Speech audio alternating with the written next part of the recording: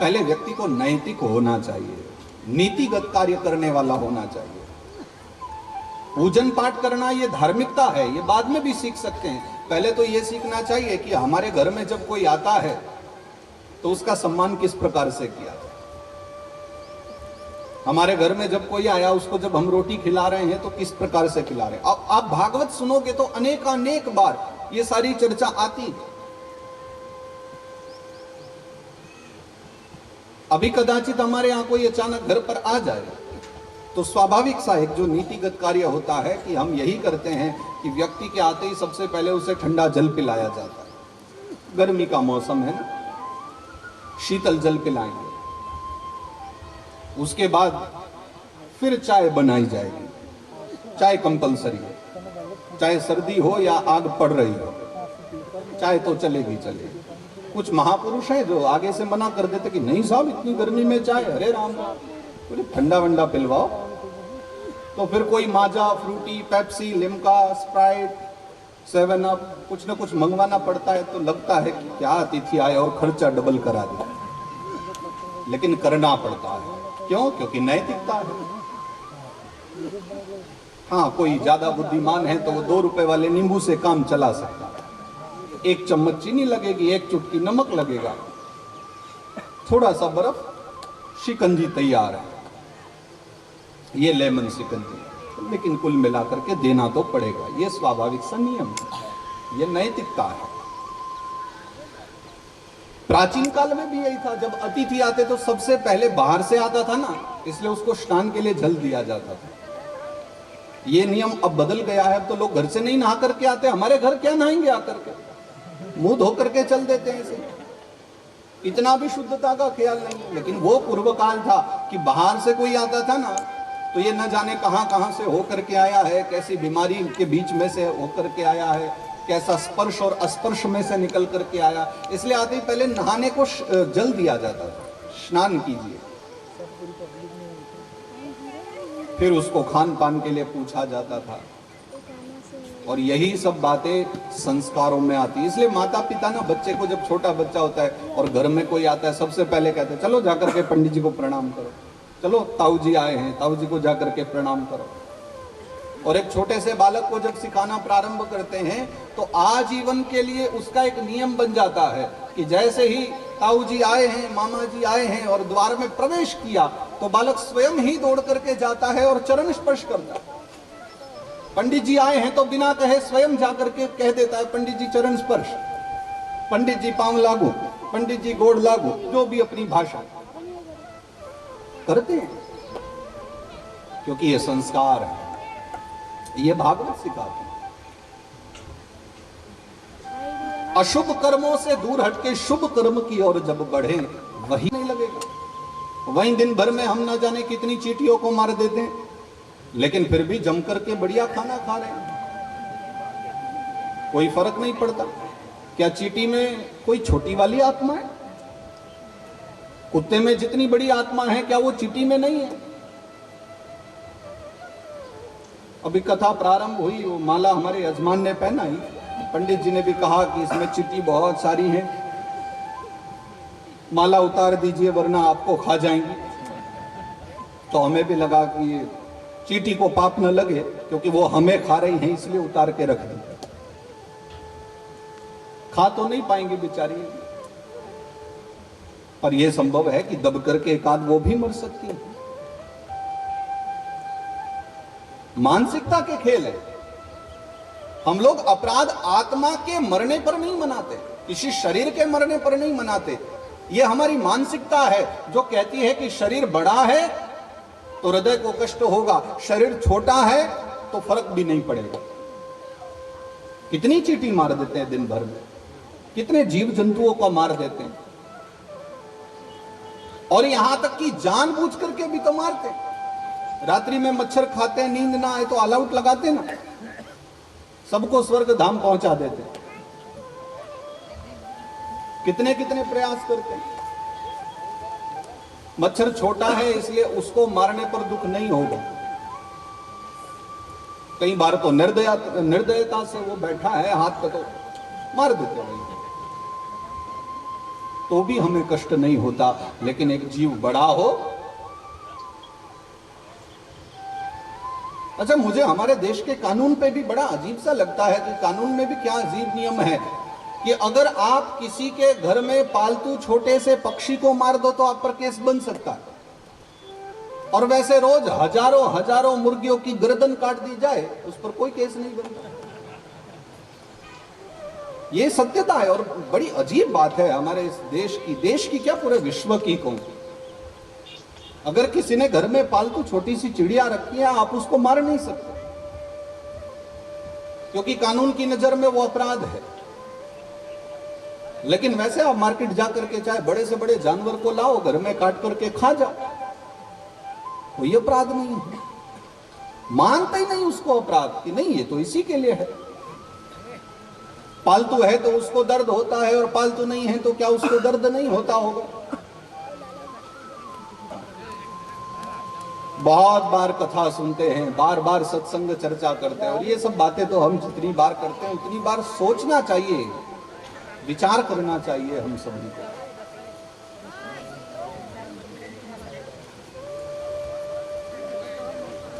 मैंने देखा है भागवत कथा के ऐसे ऐसे प्रेमी व्यक्ति हैं जो बारंबार कथा सुनते हैं, वर्षों से कथा सुनते आ रहे हैं, लेकिन आज भी वो पूरी तरह वेजिटेरियन नहीं बन पाए, शुद्ध शाकाहारी नहीं बन पाए, क्योंकि वो लोगों का कहना है कि खाना और भजन करना दोनों अलग वस्तु है। वो भोजन और भजन को एक नहीं मानते। लेकिन मैं तो कहता हूं आप आधा घंटा मेरे पास बैठो और मैं आपको पूरी तरह प्रमाणित करता हूं कि भोजन और भजन का एक बहुत गहरा संबंध है। अगर आपका भोजन उचित नहीं है तो भजन कभी उचित हो नहीं सकता। एक उचित प्रकार से अगर भोजन की आहार की मात्रा नहीं, अरे आप नॉनवेज की बात करते हो, मैं तो मना कर देता हूं, अगर प्याज लहसुन भी खा रहे हो तो भी आप कथा सुनने योग्य व्यक्ति हो नहीं। कपड़े फटे हैं तो चलेगा, 3 दिन से नहाए नहीं हो तब भी चलेगा। अगर आपकी अवस्था बिल्कुल बेकार है, आप आकर के कथा में बैठ सकते हो, परंतु पूरे ठाट बाट से सुबह उठ करके नहा करके बढ़िया वाले कपड़े पहने हैं कि आज कथा का दूसरा दिन है, आज और भी लोग आएंगे, हमें भी सब देखेंगे, तो थोड़ा बन ठन करके चलते, बढ़िया कपड़े पहन करके चलते। तो ये मत समझना हमारे ऊपर कटाक्ष कर रहे हैं, भाई मैं भी तो पहन करके आता हूं। नियम है, भागवत जी की पीठ पर बैठना है, शुद्ध स्वच्छ वस्त्र पहनने पड़ेंगे। लेकिन प्रश्न यह है कि इन सब पर जितना ध्यान दिया जाए कोई लाभ नहीं है। वस्त्र अच्छे होंगे तो ठीक है, नहीं होंगे तो भी बुराई नहीं है, लेकिन खान पान की तो कितनी कितनी महिमा है। मैंने तो पहले दिन आते ही फिर आपसे बार बार कह दिया था, मुझे लगा कि सामान्य सी बात है, पूरे भारतवर्ष को पता है कि धर्म कर्म अनुष्ठान में तामसी भोजन नहीं चलता है, तो प्याज लहसुन आदि नहीं खाना चाहिए। मेरे पास फिर ऑप्शन दे दिए, बोले महाराज जी आपकी बिना प्याज की बना देंगे, बाकी तो प्याज का खा लेंगे ना। कमाल करते हो भाई, आप इनको खिलाने की बात कर रहे हो, मैं कह रहा हूं आपको भी नहीं खाना। आप ऑप्शन दे रहे हो, आप नहीं खाते तो कोई बात नहीं, आपके लिए निकाल देंगे अलग से, कम से कम इनको तो खा लेने दो। क्यों खा लेने दो? जब नहीं खाना मतलब नहीं खाना, और आपको भी नहीं खाना।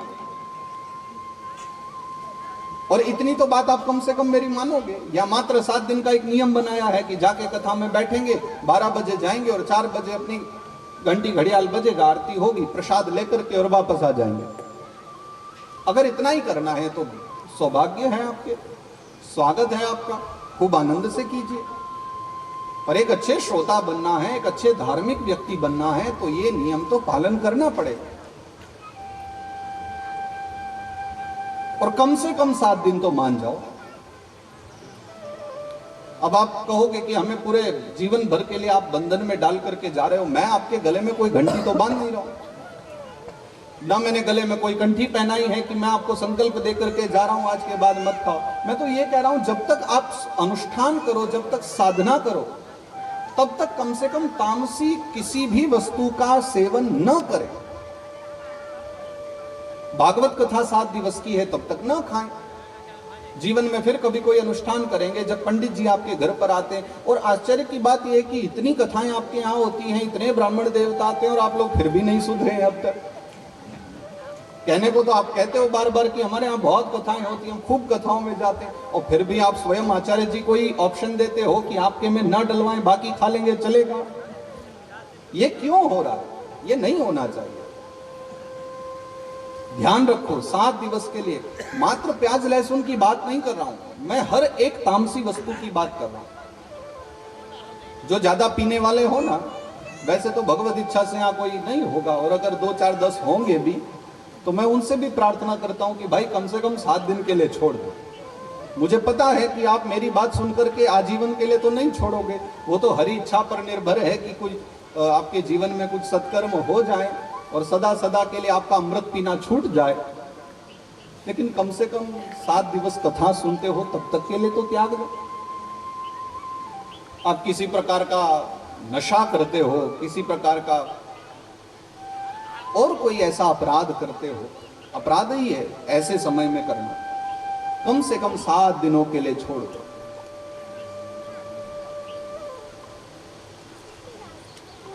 छोड़ देने का मतलब 7 दिवस नहीं, अगर 7 दिन पूरे हो जाएं और फिर भी अगर आपको लगे कि नहीं ठीक है हम इसके बिना रह सकते हैं, तो प्रयास करो कि आगे भी बढ़ जाए। मैंने किसी को कहा था एक बार, बोले महाराज बहुत गुस्सा आता है, बार बार गुस्सा आता है, घर वालों पर ही झल्लाते रहे। मैंने कहा तुम यजमान हो कथा के, कथा करा रहे हो, स्वयं यजमान बन करके, देवो भूतवा यजेत देवम, देवता बनकर के तुम देवता का पूजन कर रहे हो, और कभी अपनी धर्मपत्नी पर ही चिल्लाने लगते हो, कभी बच्चों पर चिल्लाने लगते। इतना क्रोध ठीक नहीं है। कम से कम 7 दिनों के लिए क्रोध का त्याग कर दो। 7 दिन तक किसी पर संकल्प ले लो कि क्रोध ही नहीं करूंगा।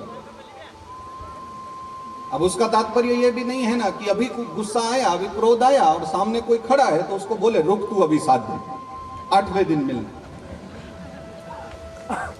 अभी महाराज जी ने बोला है कि 7 दिन के लिए क्रोध नहीं करना है, तो मैं बंधा हुआ हूं, तू 8वें दिन मिल, फिर बताऊंगा। फिर वहां एक साथ फूटेगा सारा लावा, ज्वालामुखी फटेगा। अंदर भी नहीं रखना, उसको पचाते जाओ, सब पचाते जाओ। मैं कहूं खाली समय में बैठ करके ना गाय से एक शिक्षा लो, जुगाली करने की शिक्षा। गाय भोजन एक बार में कर लेती, पेट भर के खा लेती, फिर बैठ करके उसको पचाती रहती। देखा होगा ना, गाय को खाने के बाद वो मुख चलाती रहती, उसको जुगाली करना कहते हैं। गाय के समान जुगाली करो। किसी ने जब बुरा भला कह दिया तो उस समय चुपचाप सब ले जाओ, गाय की भांति खा लो, सोचो मत। और बाद में एकांत में बैठ करके सोचो कि अब जो जो खाया है उसमें क्या पचाने लायक है, क्या फेंकने लायक है। अगर अच्छी बातें हैं तो उसको फेंकने के लिए रखो, क्योंकि अच्छी बातें दूसरों तक जानी चाहिए, तो उनको साइड में रखो। जो अच्छी बातें नहीं उनको पचा जाओ।